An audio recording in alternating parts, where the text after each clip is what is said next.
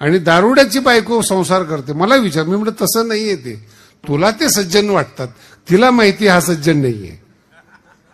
दारुड्या मन बदलतच नाही, फक्त पितो. पण पिऊन कुठे येतो? बायकोला आवडतो. एकच तर दोष आहे ना, हा पिऊन घरी येईल पण दुसरी तर आणणार नाही ना. आधी आईची जबाबदारी किती मोठी असते बसलेल्या बायांनी समजून घ्या. दुसऱ्यांनी आपल्या डोक्यामध्ये काहीतरी पेरण्यापेक्षा अगोदर तुम्ही त्याच्या डोक्यामध्ये टाका. पोरगा बिघडणारच नाही, 100% बिघडणार नाही, 1% नाही. बाहेरचे संस्कार डोक्यात जायच्या अगोदर तुमचं ज्ञान बीज त्याच्या मेंदूमध्ये पेरलं पाहिजे. आईनी वेळ दिला पाहिजे. आता वर्तमान काळात बघा, आता ही बोलू नये कीर्तनामध्ये, आई वेळ तर देणं सोडून द्या, पाजत नाहीत महाराज. आपलं रक्त, आपले संस्कार त्या मुलामध्ये जात नाहीत. आणि कुठेतरी नोकरीच्या नादामध्ये ते मुलं कोणाच्या तरी नादी लागतात, कुठल्या तरी होम मध्ये ठेवतात आणि त्यांना हा गर्व असतो की आम्ही पैसा पुरवतो. पैसा नाही, संस्कार पुरवा. संस्कार पुरवले ना तुमच्यापेक्षा जास्त कमवेल. तुम्ही गरीब राहा पण मुलाला संस्कार पेरा, तो कंपनीचा मालक होईल. तुम्ही नोकरी करून पैसा देऊ नका, तो सुद्धा नोकरी शोधेल. हा, तुम्ही जसं तुमच्या आई बापा बरोबर वागले तसं तो वागेल. हे फार महत्व, हे संस्कार आहेत. जगातल्या सगळ्या ज्या गोष्टी आहेत ना, ते सगळ्यासाठी नसतात. त्या ठराविक गोष्टीसाठी ठराविक लोक असतात. सगळ्या गोष्टी सगळ्यासाठी नसतात. आणि त्या त्या योग्यतेप्रमाणे ते ती क्षमता दिलेली असते. तुमच्याकडे पैसा आहे हा छोटा विषय आहे, पण पैसा कोणी कमवला पाहिजे त्याच्याकरता लागणारा जो मेंदू आहे तो कितीही गरिबीमध्ये जन्माला आला तरी तो त्याचं ध्येय गाठल्याशिवाय राहत नाही. जेव्हा आपण श्रीमंताचे इतिहास वाचतो त्यावेळेस आपल्याला या गोष्टी कळतात. गरीब होता, सामान्य होता, आणि आज कंपन्या आहेत, करोडो रुपयांचा टर्नओव्हर आहेत. हे सगळं खोटं आहे बरं का. तो त्याच्यासाठीच जन्माला आलेला होता आणि त्याच्या मेंदूमध्ये ती क्षमता होती म्हणून तो झाला. एकटा वाढल्या कोळी आहे का जो रामायण लिहू शकतो? डाकू काय कमीत का भारतामध्ये? बोला ना. चांगल्या कपड्यामध्ये सुद्धा डाकू आहेत ना. मग आपण जेव्हा कीर्तनामध्ये या गोष्टी सांगतो की डाकूनी रामायण लिहिलं, हे जे मधलं डाकूपण आहे ना हे येणारं जाणार आहेत.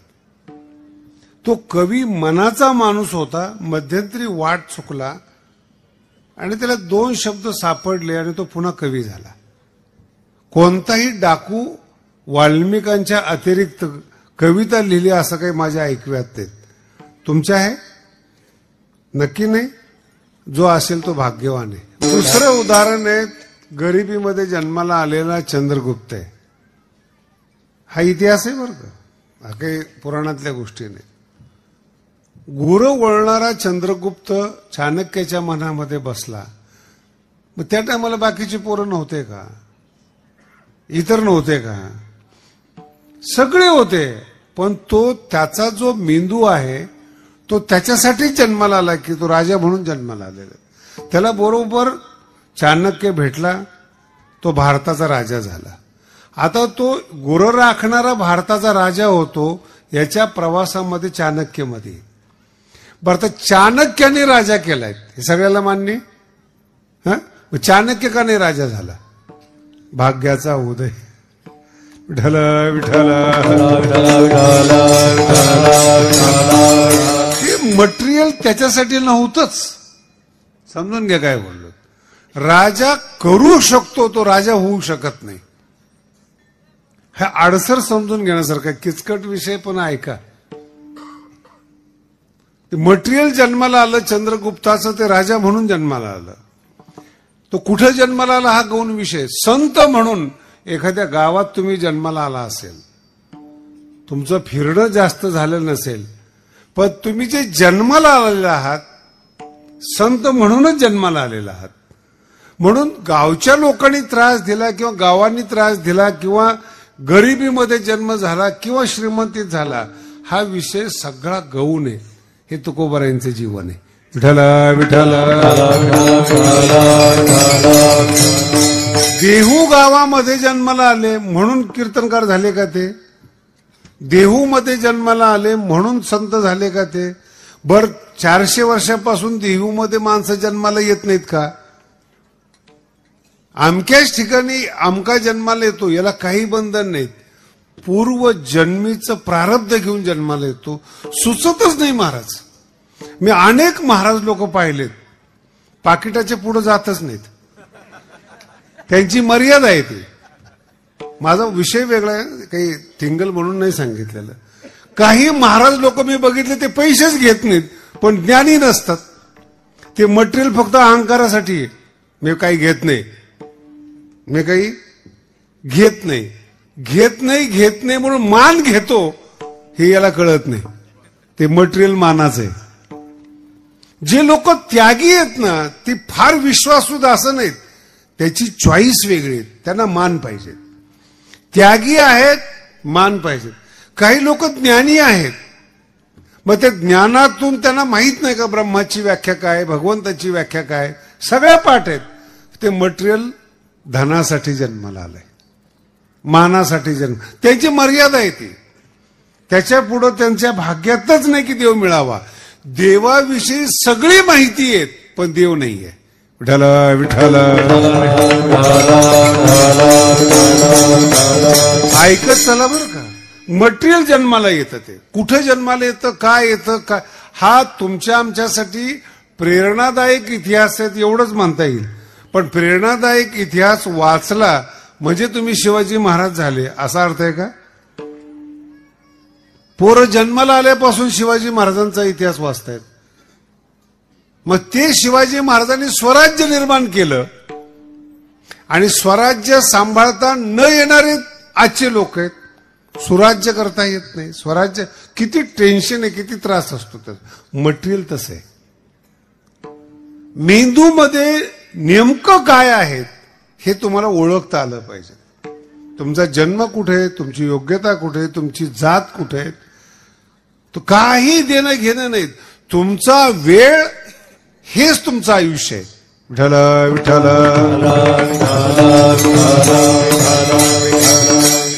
हळूहळू अर्थ कळतील बरं का. तुम्ही म्हणजे तुमचा वेळ, आणि तो वेळ कुठे खर्च करायचा आहे याची अक्कल म्हणजे तुमचं भाग्य. सगळे तरुण पोरं मोबाईलमध्ये आहेत. मग आता कलेक्टर होत नाहीत का? ते का नाही मोबाईल वापरत? मटेरियल वेगळे. फार सुंदर विषय हा. मटेरियल वेगळं जन्माला आलेलं. ज्याला काही करायचंच नाही, नुसतंच नावं ठेवायचंय, कशामध्ये व्यस्त असतो. आमच्या परमार्थामध्ये ज्ञानेश्वरी आणि गाथा पाठ केलेले महाराज लोक आहेत. मला जर कधी कधी अभंग नाही सुचलं तर मी फोन करतो, अभंग कुठे, ते सरळ सांगतात. मराठी नाही कळली ना, मला पाठ नाही, तो अभंग ते सांगतात. इतका पाठ आहे पण अर्थ येत नाही. त्यांना विचारलं, याचा ते तसलं माहित नाही आम्हाला. पाठ आहे ना, आम्ही तुझ्यापेक्षा श्रेष्ठ आहेत, श्रेष्ठ आहेत. अर्थ नाही कळत ना. पाठांतर आहे, त्याग आहे. मटेरियल साधूसाठी जन्मालाच आलेलं नाही. आणि एखादा अडाणी माणूस आहे पण मेंदू सुपीक आहे, तो इतका पुढे जातो की सगळे शिकलेले लोक त्याच्या हाताखाली काम करतात. अशा हजारो कंपनीचे लोक आहेत, त्यांचा मालक अशिक्षित आहेत आणि 40-40 CA ठेवलेले आहेत. पटते तुम्हाला? नाही पटत. जेवढे राजकारणी आहेत ना, यांच्या डिग्र्या बघा तुम्ही. देश त्यांच्या हातात आहेत आणि त्यांची डिग्री बघा. मी टीका नाही करत. मग जे शिकलेली लोक त्यांच्या हाताखाली काम करतात, मग शिकलेल्याच्या सल्ल्यानुसार ते निर्णय घेत असतील, पण ते जे निर्णय घेतात ते शिकलेला का घेता येत नाही. जेवढे कलेक्टर आहेत महाराष्ट्रामध्ये, भारतामध्ये, मुख्यमंत्र्याच्या हातामध्ये. तो बदली करतो, काही करतो, काय त्याच्या मनात येईल ते करतो. पण मुख्यमंत्री होण्यासाठी IAS होणं गरजेचं आहे का? बोला ना. नक्की शिक्षण गरजेचं आहे? निवडून येणं गरजेचं आहे ना. निवडून आणणारे IAS झालेले आहेत का?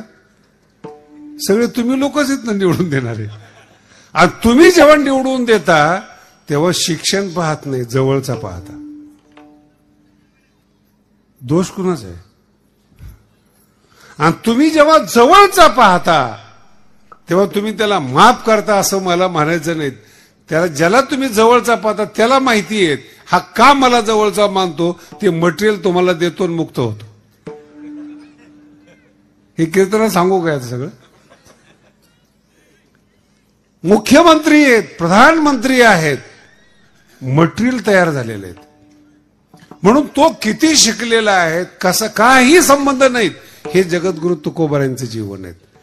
400 वर्षापूर्वी कुठेही विश्वविद्यालय नाहीये, कुठलं शिक्षण नाहीये, कुठली लायब्ररी नाहीये, कुठला टीचर नाही, कुठली शिकवणी नाहीये. तरी पण गाथ्याचा अर्थ माथ्यात बसत नाही. हे तुकोबार आहेत. किती वर्षापूर्वी आहे? 400. म्हणजे कोणी म्हटलं असतं नेट शोधलं, इंटरनेटवर गेले, ठीक आहे. आता तर काही काही भाग्यवान असे महाराज जसं तसं पीएचडीचा प्रबंध कॉपी करून आपल्या नावाने छापतात आणि डॉक्टर लावतात. यातलं तुम्हाला काहीच माहित नाही म्हणून तुम्हाला कळालं नाही ते. पण हे विद्यापीठाच्या स्तरावरच्या गोष्टी आहेत. कोण कुणाचा लेख एकाने तर माझंच कीर्तन माझ्या पुढे सांगितलं. माझच, कारण की मला माहिती माझे सिद्धांत कोणते आहेत. माझ धनाधन मी कीर्तन फक्त त्याची शैली वेगळी होती की जी माझे सिद्धांत आहे असं तुम्हाला कळणार नाही अशी शैली होती. कीर्तन झाल्यानंतर मी त्याला विचारलं, कीर्तन रंगलं फार. म्हणजे महाराज मटेरियल तुमचंच आहे, शैली बदलली आम्ही. नाही कळालं. तुम्ही जेव्हा मार्केटमध्ये जाता ना, ही मार्केटिंग इतका वेगळा विषय आहे. एकाच ठिकाणी सगळे बूट तयार होतात.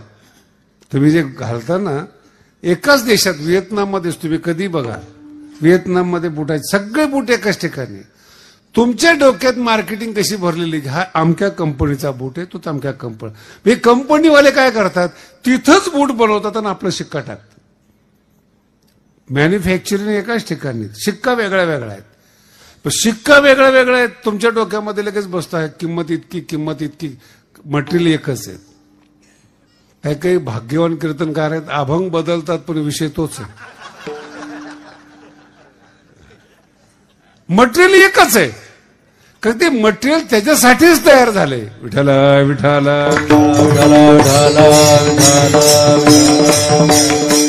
म्हणून जगद्गुरु तुकोबारायांनी असं सांगितलेलं आहे, मला हरिदासाच्या घरी जन्माला घाल.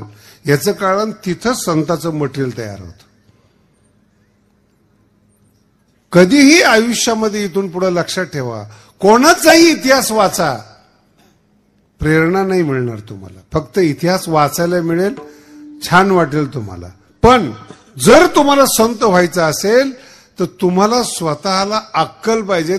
तुम्ही तुमचे शिक्षक व्हा. अभंगाच्या 3ऱ्या चरणात सांगतात, होई बळकट, होई बळकट, होई बळकट, होई बळकट, होई बळकट, होई बळकट,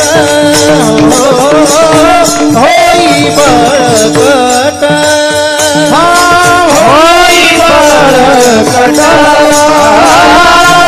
होई बळकट. माझ्या मना रे तू धीट, माझ्या मना रे तू धीट. येथोनिया नुठवू माथा, नुठवू माथा, माझ्या मना रे तू धीट, माझ्या मना रे तू धीट. धोनिया नुठवू माथा, ते धोनिया नुठवू माथा. हा अभंगाचा मुख्य विषय बरं का.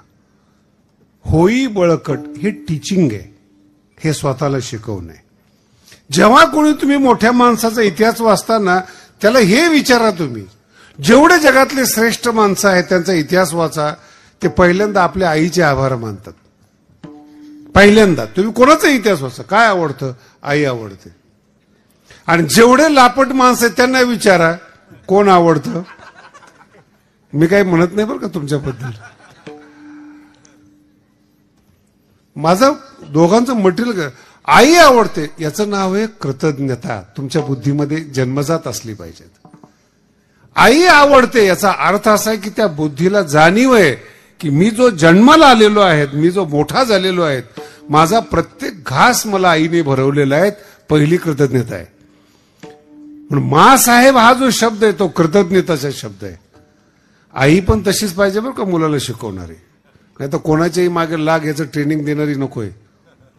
काही कर अशी ट्रेनिंग दिली शिवाजी महाराजांना. ट्रेनिंग आहे, काय केलं पाहिजे, स्वराज्य म्हणजे काय, राजकारण म्हणजे काय, याची गुरु स्वतः आई आहे. विठाला विठाला हे बी पेरणारी आई आहे. म्हणून जगद्गुरु तुकोबार आहेत ना, मदारलसेला फार किंमत देतात. संत होतात ना त्यांच्या आयांचा अभ्यास करा, त्या संत असतात म्हणून संताला जन्म घालतात.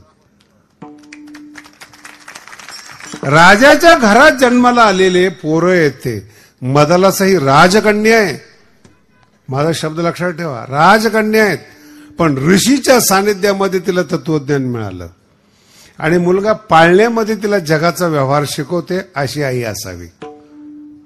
3 मुलं संत झाले मदालसीचे आणि 4थ्या मुलाला आडवं आलं.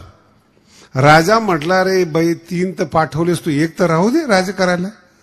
आणि त्याला व्यवहार शिकवला मदालसीने. गुरु कोण आहे? आईची जबाबदारी किती मोठी असते बसलेल्या बायांनी समजून घ्या. दुसऱ्यांनी आपल्या डोक्यामध्ये काहीतरी पेरण्यापेक्षा अगोदर तुम्ही त्याच्या डोक्यामध्ये टाका, पोरगा बिघडणारच नाही. 100% बिघडणार नाही, 1% नाही. बाहेरचे संस्कार डोक्यात जायच्या अगोदर तुमचं ज्ञान बीज त्याच्या मेंदूमध्ये पेरलं पाहिजे. आईने वेळ दिला पाहिजे. आता वर्तमान काळात बघा, आता ही बोलू नये कीर्तनामध्ये, आई वेळ तो देणं सोडून द्या, पाजत नाहीत महाराज. आपलं रक्त, आपले संस्कार त्या मुलामध्ये जात नाहीत. आणि कुठेतरी नोकरीच्या नादामध्ये ते मुलं कोणाच्या तरी नादी लागतात, कुठल्या तरी होम मध्ये ठेवतात आणि त्यांना हा गर्व असतो की आम्ही पैसा पुरवतो. पैसा नाही, संस्कार पुरवा. संस्कार पुरवले ना तुमच्यापेक्षा जास्त कमवेल. तुम्ही गरीब राहा पण मुलाला संस्कार पेरा, तो कंपनीचा मालक होईल. तुम्ही नोकरी करून पैसा देऊ नका, तो सुद्धा नोकरी शोधेल. आणि तुम्ही जसं तुमच्या आई बापा बरोबर वागले तसं तो वागेल. हे फार महत्व, हे संस्कार आहेत. हे लहानपणी पेरलं जातं. तुकोबारांनी स्वतः सांगितलेले ते, त्यांच्या स्वतः जेव्हा इतिहास लिहिलाय त्यांनी सांगितलेले आहेत, ही आमची भक्तीची परंपरा आहे. माझ्या वडिलांची. अरे थांब, ए बाबा जा तिकडे, चल, अक्कल आहे का तुला काही? विठाला विठाला भाषण चालू नाही बरं, काही रेडीमेड मटेरियल नाही. हे लोक पाहून मी कीर्तन करतो. जा तिकडे, जा, थांब, जा जा जा. विठाला विठाला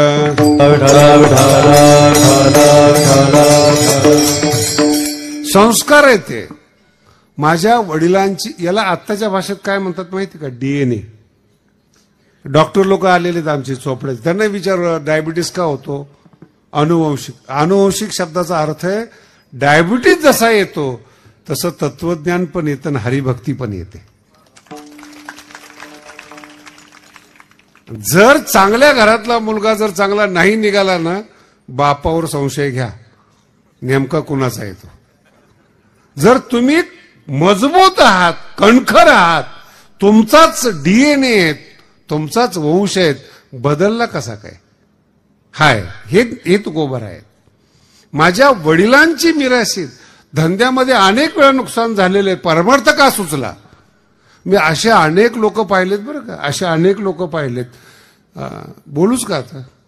10 वेळा त्यांचा ब्रेकअप झालेला आहे. पण ते IAS झालेले आहेत. त्या IASला विचारलंय मी, तू कसं काय?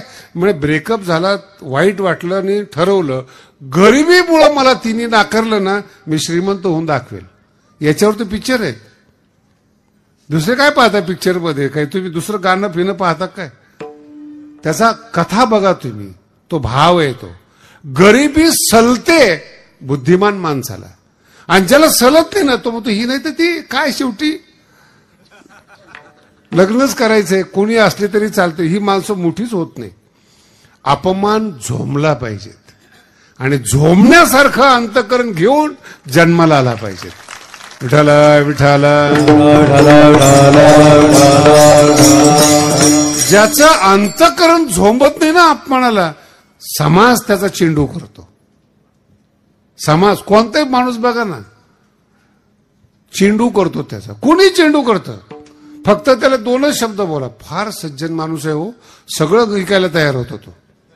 नाही कळालं, फार सज्जन आहे हो, याला सरपंच करा, 2-4 एकर इकलीच. सज्जन माणसाला काहीच करता येत नाही, इकल्याशिवाय आणणार पैसा कुठून तू?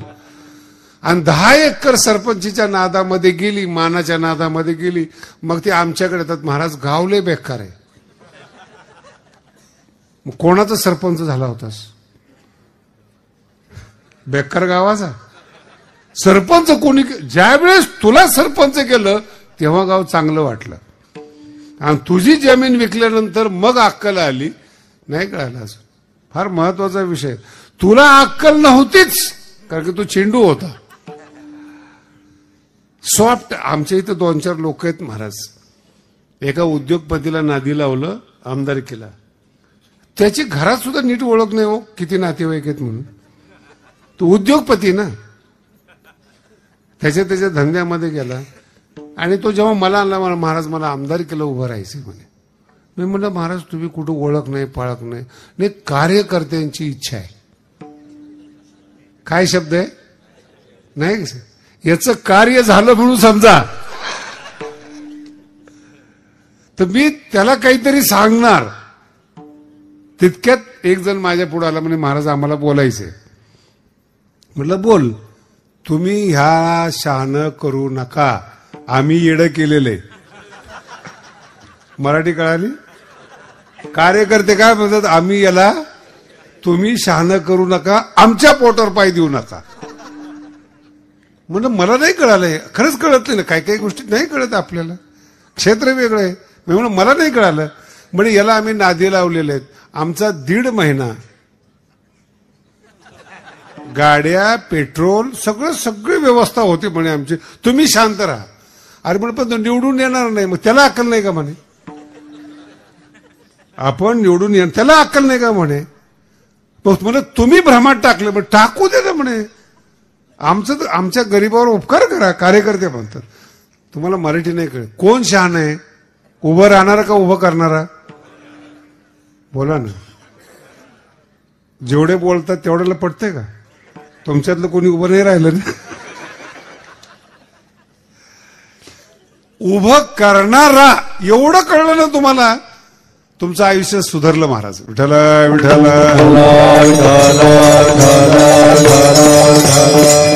फुगवतो कोण? फुगवतो. एक जण माझ्याकडे आला, मला म्हणे शास्त्रीजी तुमचं कीर्तनच पाहिजे. म्हणजे नाही वा, नाही गाव आहे ना उपोषणाला बसणार आहे. म्हणजे बसू दे, काय परिणाम होणार आहे? नाही तुम्हाला काय पाहिजे ते सांगा. 2रा टप्पा, 3रा टप्पा, तर पुढचा किती पाहिजे ते बोला. काय म्हणतो तो? हे जे स्टेप्स कशाबद्दल, मी कशात अडकतो हा समोरचा चेक करतोय, हे मला अक्कल आली पाहिजे.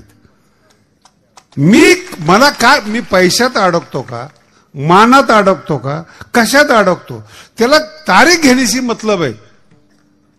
माझा शब्द लक्षात ठेवा, तारीख घेण्याशी मतलब आहे. तारीख घेतली की तो गावात जाऊन सांगणार आपण होतो म्हणून जमलो. हेच व्यवहार आहेत, हेच जीवन आहेत, ह्याच्यापेक्षा दुसरं जीवन नाही. हा माझा दृष्टांत दिलाय, तुमचा दृष्टांत वेगळा आहे. साहेब तुम्ही तर कर्णाची वंशज आहात, अवलाद नाही म्हणत. त्यांनी घरातले पैसे काढलेच. अहो ही अव्यावहारिकपणा संतपणा नाहीये. पुन्हा एका